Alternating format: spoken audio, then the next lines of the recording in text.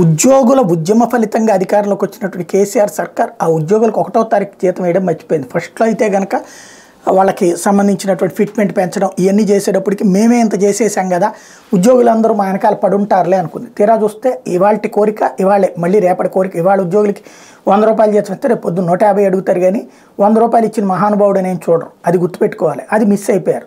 అదే ఫైర్ అయ్యింది. చివరికి జీతాలు 20వ తారీఖు 22వ తారీఖు దాకా కూడా ఇవ్వలేని పరిస్థితులు వచ్చినాయి. కానీ మనకి ఆంధ్రప్రదేశ్ తెలంగాణ రెండింటినీ కవర్ చేసేటువంటి తెలుగు మీడియా మాత్రం కేసీఆర్ అట్లా జీతాలు లేట్ చేస్తున్నాడని చచ్చినా రాయలేదు. ఆంధ్రప్రదేశ్లో మాత్రం రోజు రాసుకుంటూ వచ్చారు. సరే, ఇక్కడ ఎట్లాగూ దానివల్ల నెగిటివిటీ క్రియేట్ చేయడంలో సక్సెస్ అయ్యారు. తెలంగాణలో అయితే కవర్ చేసుకొద్దామని చూసినా సరే అవ్వలేదు. కానీ ఇప్పుడు మాత్రం పాజిటివిటీ, ప్రస్తుతం ఏదైతే రేవంత్కి పాజిటివిటీ రాసుకొస్తున్నారు. ఇప్పటికి జీతాలకు 30% మందికి 4వ తారీఖు పడ్డాయి. ఇంకేముంది, పెన్షన్లు జీతాలు 4వ తారీఖు కల్లా వేసేసినటువంటి తొలి సందర్భం అంటూ సంతోషం వ్యక్తం చేస్తున్నారు.